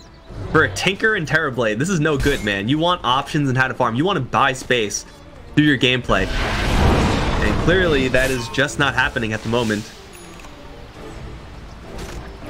Bottom lane is still being shoved in by Pepita. Now with Arcane and Soul Ring, I don't think he's going to have mana troubles anytime soon here. They're going to set up for a tier 2. This is a highly irregular way of playing Dota 2 from Infamous. This type of tempo style is something we don't really get to see anymore. I mean, Chen and Enchantress, like, these are the heroes that do it traditionally the best. They're not here, but clearly it doesn't matter. Gunyao is going to get hit with that hammer. Does have a pretty good dive in. Supernova in the middle of the fight. Can they beat it down? Will they even try? Nope, they're going to get the hell out of there. Darkseer caught by the curse, though. Will get further stunned by the Phoenix Supernova. Pepita is so tanky, though. He's not going down. And now Terrorblade. And he's caught with the hammer. Laguna Blade and the nukage. Not quite enough. With the gaze, Chain Frost doesn't bounce. Costa's going to get that Sunder out, but Moose is still alive. He actually got healed up a little bit by that. Shield on him, trying to run away. I don't think he's going to survive here. Deny. Prowlers finally doing something right for once in their miserable lives. Yes, they will. Denied. In case you guys can't tell, I hate these things. These things are the worst thing in Dota, easily. They lose the Lich, they lose the Darkseer. And Infamous go perhaps a little bit too far. I mean, the damage they have is still pretty severe. But they really are kind of single target focused right now. You need to find that one guy. Have that persistent damage output yet, because Eternal Envy was farming, as he should be, honestly, for what looks like a completed Battle Fury, and it is. That fight definitely not going the best for Infamous. For the heroes involved there for Infamous, but for them as a team, yeah, they take the loss there, and yeah, that kind of sucks. But the space they create for Envy to now accelerate fully, and with this Battle Fury, you're kind of happy joining these fights because you can cleave through some Terrorblade illusions, just get some extra damage going on the board, help de-push the Tinker, who is very close to having his big 3 items, the Soul Ring, Blink Dagger, and Travels. Someone's charging. Oh, the poor bird. Radiant are scanning. Now, Infamous, it looks like this may be the point in the game where their plan changes a little bit. You can tell the difference, because Tomato is going to go for a Eul Scepter build, kind of a heavier initiating spellcaster type build, over the Shadow Blade that we saw him go in the last game he was Lina. I don't remember what game, one of those past games. So deciding to go for this build means that he's kind of slowing down his strat. He doesn't plan on just outright full aggression, no assassinating plans, just slow and steady. Pita looks like he's fine here,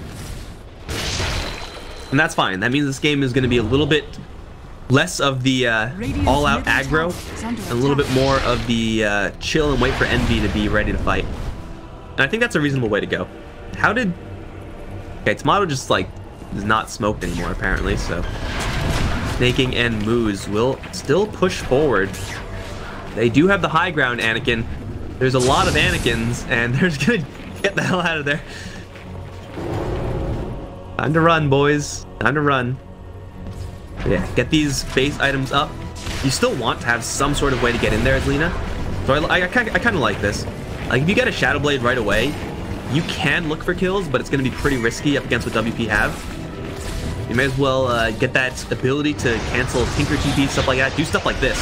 Blitz up TP, drop him into a Laguna Blade, and maybe kill him. He does have a Sunder from long range. He gets it off. Charge coming in, giving him a little bit of extra help. Costa now turning around with the Metamorphosis. Can he get into these kills? Well, yes, with the Nether Strike on sneaking, they sure as hell can. Ogre Axe, Dragon Lance. 22 strength with a little bit more from the Wraith Bands, a little bit more from the Magic Wand. Lina just a little bit short on being able to kill off a Terror Blade there. You can see how little her right clicks did.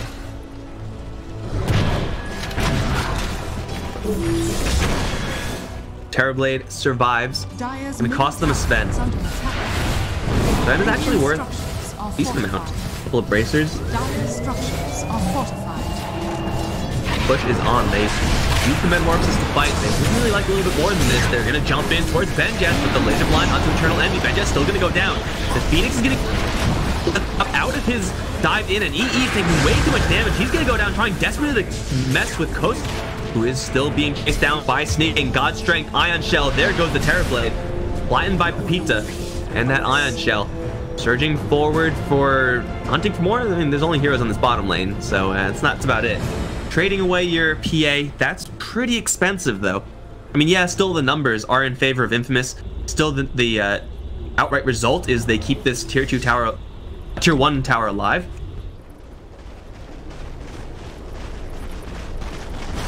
That being said, still a steep cost. As a Phantom Assassin, like, you are kind of happy going in on single guys. Not really into terror.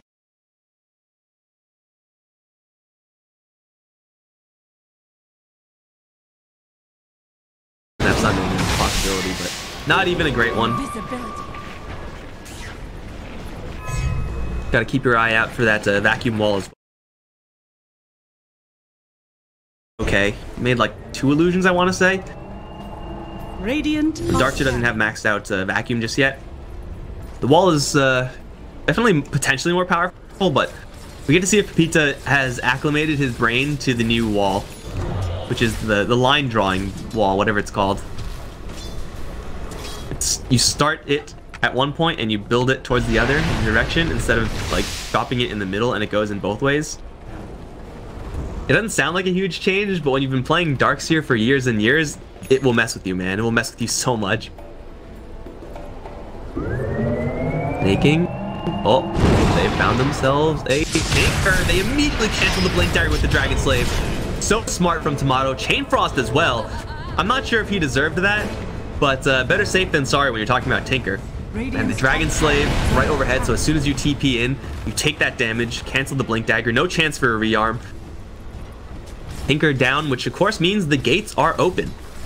Gates namely on top lane, where this tower is going to be beaten to bits. A couple of heroes rotating in, but the Dire do have full vision of this. Osta, Cat, Benjaz, all wandering under Dire obs. It's like it's not ultimately going to result in much because Pepita already left. Envy is nowhere nearby. Although Snaking wants to challenge for the rune, he's going to grab it. And then Zoidberg out of there. Yes, I use Zoidberg as a verb. What are you going to do about it, guys? Everyone knows what that means. If you've seen Futurama, you know what that means.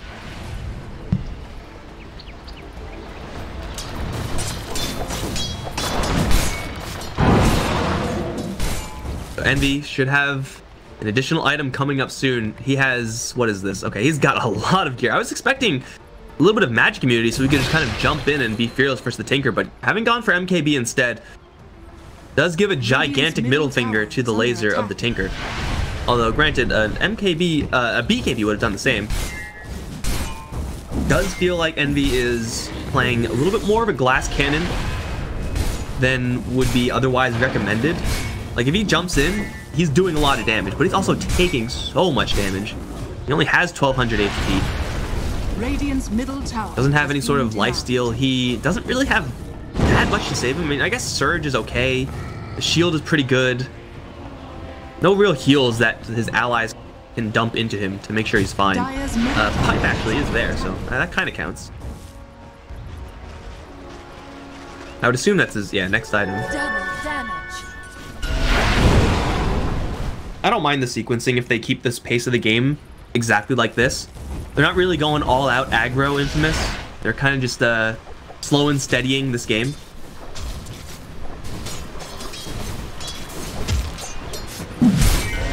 Of course, the Tinker is getting pretty farmed. He's gonna have that laser combo up. That laser combo? What the hell's a laser combo? The Dagon laser combo up. So the burst is definitely gonna be there. TB, what is he working with? He's gone for a BKB. Hasn't been used just yet. But he is fairly bulky at this stage. At that point, if he gets a BKB, the only one who can really challenge him is, of course, going to be Envy. As Lina... Oh, never mind. Actually, Lina going to go for a pretty old school build. Had Shadowblade queued up. I think she's going to go for some pure damage nukage. There is no huge amount of magic resistance on the other heroes. So this is purely another middle finger directed squarely towards that Terrorblade. I don't hate it, although I do think this item on Lina is it's just overall kind of mediocre to me. I think you really need to have, like, if the enemies have like a pipe also, or like, you know, these heroes that give magic immunity, something like that. Oh, that was a really sick LSA, which I'm sure was totally intentional. Or if the enemies even have like multiple BKBs, like if Spearbreaker had one, then like, yeah, it gets better as that happens. But right now it's just kind of meh. This is a Darkseer Harpy. Bottom lane, EE is still shoving the hell out of this wave. That Battle Fury Dagger, level 20 yet? No, not quite. Once he gets that, then the EE split push is going to get pretty nut out of control.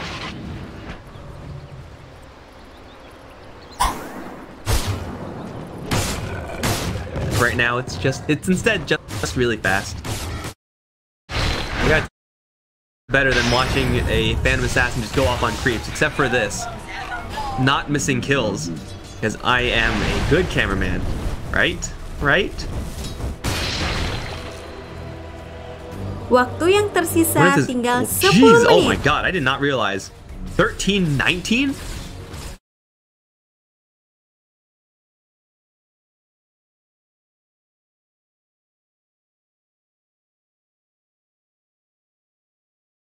Wall's gonna do a whole lot of nothing. Nope, creates a Spearbreaker illusion.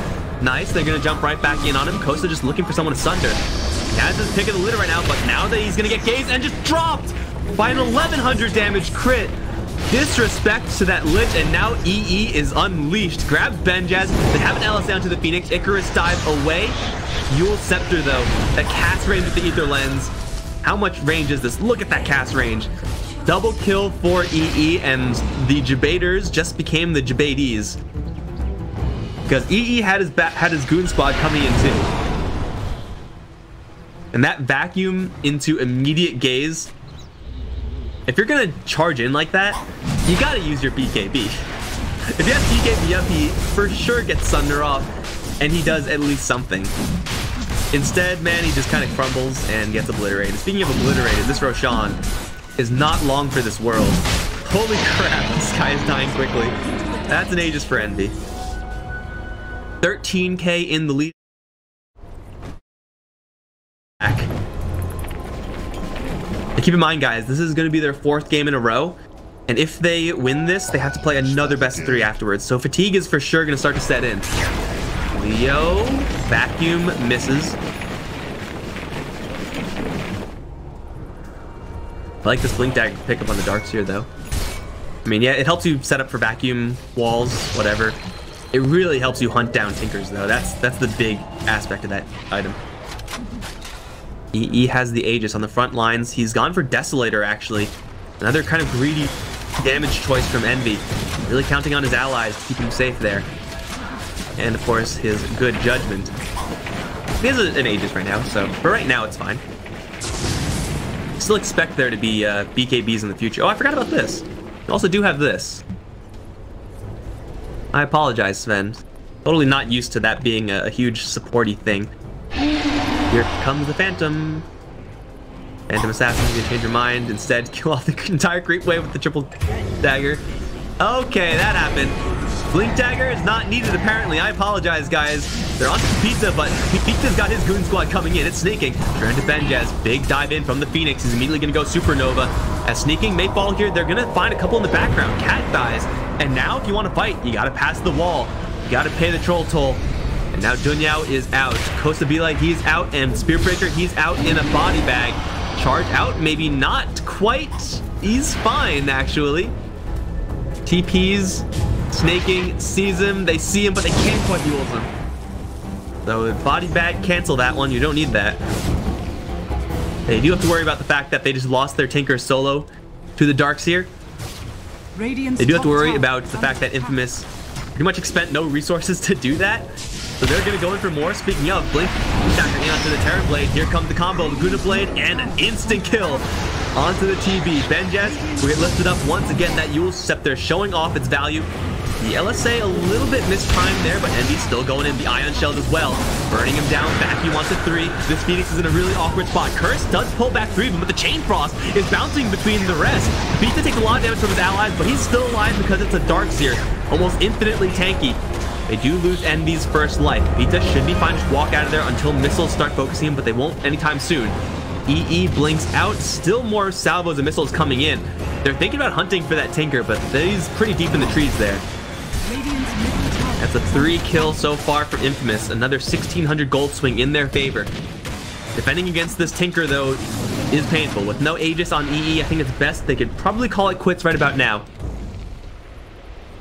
Wait until this Phantom Assassin completes up her Daedalus. All right, EE, this is we gotta talk about your survivability right now. I understand big crits equals big fun. Clearly, you just one-shotted Ancient Camp. But how's match community? How's some defense for your 1,400 health Phantom Assassin? Again, he's really counting on his allies, keeping him safe from any sort of shenanigans.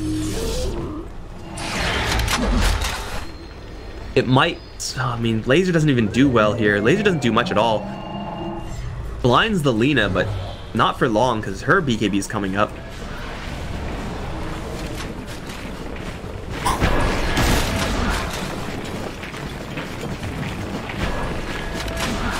How much crit is too much crit? The answer is none crit.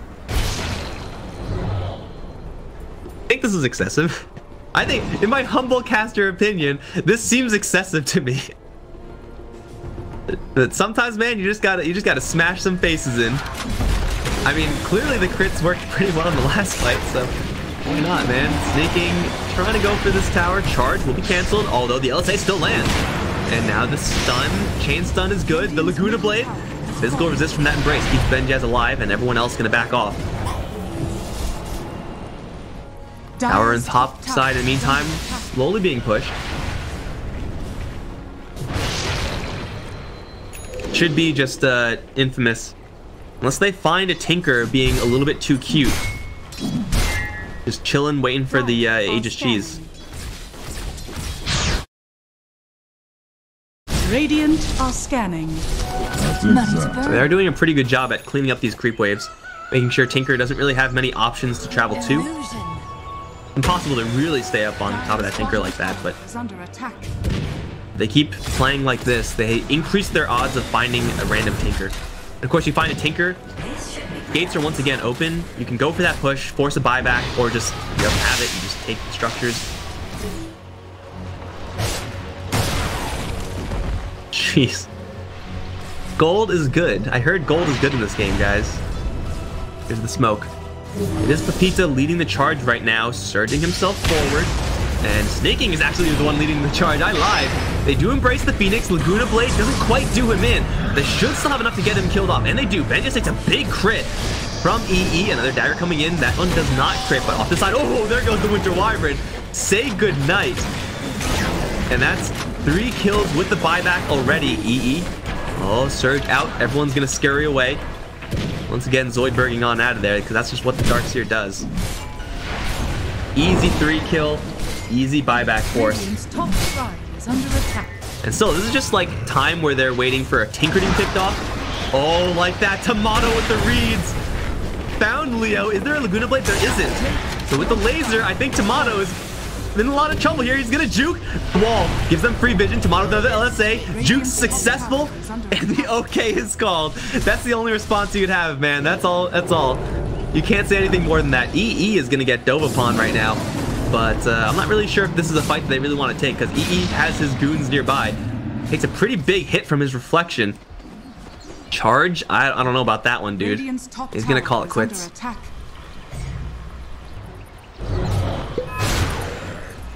But yeah, they pick off the Tinker. Infamous, unfortunately, get hit pretty darn hard in the meantime. God damn it. That triple stifling dagger farm. So it looks like instead of this Tinker, they're just looking for that Roche. The official time, 50 seconds. Radiant's top tower has been denied. They're still just going in, man. Vacuum back. Just trying to force out something, anything really. If you force a Tinker back, it's probably not gonna like win you that fight or anything like that. Really give you a huge opportunity, but it at least prevents the opponents from playing their own game. Like Tinker wants to be over here, man. Not dying over here. He just wants to be there, you know, split pushing and buying some space. Not worrying about getting insta-killed. These poor creeps. I have no idea what hit them. And now the BKB comes up. This is looking pretty dangerous, especially for Dunya right in here. If he gets stunned, Ripperino in the pepperoni, he is going to jump away. Kind of looks back a little bit, and the Winter Wyvern as well in a little bit of trouble. EE doesn't hit with a pretty heavy bash. Chain stun is going to continue, but now here comes the vacuum. Where's the wall? There is no wall. Maybe it doesn't matter because they just kill off Cat regardless. Kosa's taking a lot of damage. He does have that Sunder. If he shows himself, he might just get randomly dagger cleaved. Ooh, like that. That could have killed him. So they do pop a couple of BKBs, including that 10-second one on the PA. That's fairly costly for what they got. But at least they force out that buyback. Very, very close to being able to kill off that Terrorblade, though. Man, it seems like every single fight the blade is dropped.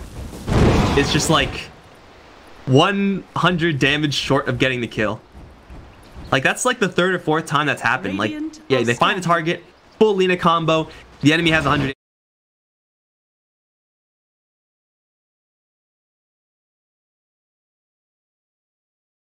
It's kind of because just Winter Wyvern is pretty good against Lina. That's pretty much just the reason. Like, you can increase the amount of damage your spells do, but the amount of work you have to do that, it's so much more than the reward it gives. More fuel for my fire. He's got a stout shield. He doesn't need a BKB. You're right. It's pretty much the same item when you think about it. Looks like the Lina did not get the invite for the smoke, which means she may be blowing this early. Radiant Obs is here. Ostabile, he has a BKB and a TP. If he shows himself, he's in trouble. Snaking does see a bunch of Terrorblades, but he knows that they're fake. Things are out, and everyone is going to back off for WP here. Damn, that creep wave did not last long at all. There is, unfortunately, for Infamous, no shrine they could jump the Tinker on. There is a Roshan to kill, though, and if the pass is any indication, I'm pretty sure Roshan is going to die in like 10 seconds. And he's level 25. He's maybe not completely 6-slotted. He has ways of improving this item build, but he's damn close to being done farming. All right, Roche, start the timer. No, no. Okay, now start the timer. 23. They're kind of half-assing it. Don't start the timer, guys. We start the timer. Bengas is just going to walk himself in straight towards Snaking. He does not have magic immunity, though he does have the embrace, so he's going to get a little bit of extra time here. They got to look up towards the high ground. Kostabila is going to jump right in, pops the BKB, but Envy is going to challenge him. They do have the curse onto Envy with the Supernova. The Phoenix will erupt. Off in the sidelines, though, it's the Sven. He's so tanky. Kosta's not even doing enough damage to kill him off, and now he's in a little bit of trouble because the Laguna Blade comes in, vacuum back into the wall, and they're all going to get cleaved down. It's cleanup on mid lane. Benjez this time is going to leave in a body bag for sure. Tinker was able to escape, and he is spotted. We can see the surge immediately out. They want this Tinker's head on a pike, but they can't quite find him. So close. 4 kills in as many seconds. And now Infamous is going to go right back to Roche, who apparently is almost dead already. We return you to our regularly scheduled Roshan programming. Oh, he's dead. That's an Aegis, that's a cheese. And this might just be a little bit of a death blow incoming towards WP. I don't know how you can have a little bit of a death blow. It's either a death blow or not, right? But they have the luxury of being able to push top and mid. Tinker can only decide to defend one of them.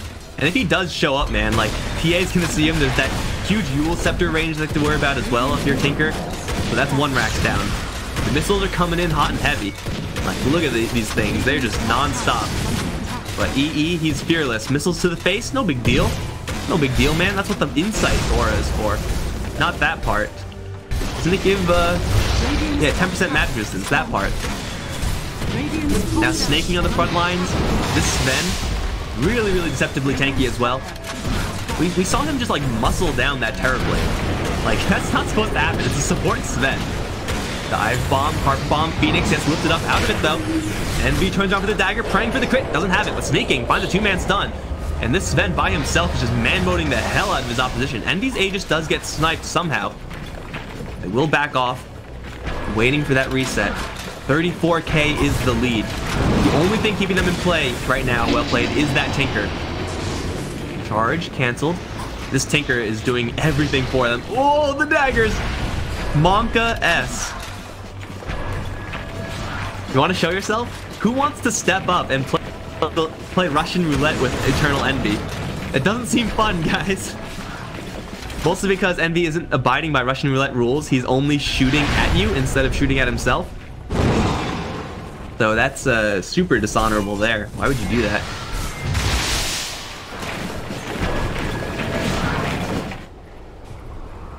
Basher now up. That's looks like a full Abyssal actually. What do you get rid of? Battle Fury, Desolator, shoes. No shoes needed. He's got Surge. 598 seems like a pretty good amount of movement speed to work with.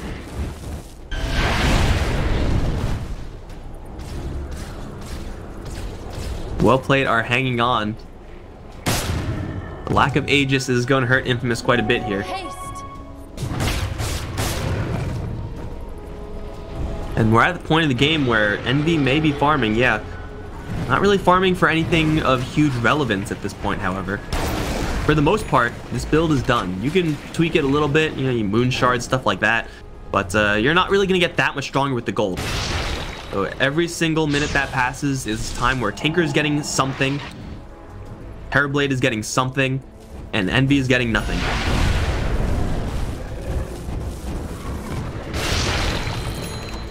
I'm not entirely sure if sitting back, waiting is the play.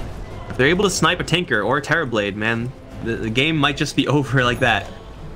Buyback check. We should have a lot of green here. Yeah, both the Tinker and Terrorblade have theirs, as well as Benjez. Get that wall refreshed. Blink Dagger, they're ready to go there. Get the obs going. Tinker is going to march. I know where he is exactly, but or where he was rather. The delay. Oh, he doesn't know. He has backup here. EE's gonna go in. He has the overwhelm from the Abyssal Blade, and look at the damage come in. The big Chris, they know this one shot in the Spirit Breaker. He's gonna get hit with the gaze, but the damage isn't there. He has the chance to sunder now. He's gonna get it off onto Eternal Envy, but he still has the cheat, so EE still can fight. Off to the side, snaking and just chopping down Leo. They killed off the Tinker, forcing out the buyback. Supernova's gonna go off, and it's only snaking right now, the only viable target. But he stunned up a handful of heroes, and he's ready to just keep on chasing forward. Where is Eternal Envy? Off to the side, they're on to Leo one more time. EE's daggers flying. True once again. Illusions on the chase for Leo. Sure, leave the Terrorblade alive. That's a good decision because you can kill off the Tinker instead, and maybe even a little bit more. And Dunyao is in a little bit of trouble as well. He's getting hit with the Embrace. He's going to survive a little while longer, but the Chain Frost is now committed, and he doesn't have a dive out. The game's going to bring him right back in. Another set of daggers will come through onto Benjez specifically. He's going to try another strike. He gets it off, but he will fall down afterwards. EE as well as Tomato pouring forward. They've found Cat. They've killed him off. And it looks like this just might be game because there are no more buybacks. That was a 0 casualty fight. It looked like, no, not quite. They did lose Snaking as well as Pepita on that Darkseer, but they clean house. And in 40 minutes, Infamous will be going to the finals of the South American qualifiers. This game was as convincing as the first, and I love the creative play. Apparently the game servers are still messed up, so it looks like we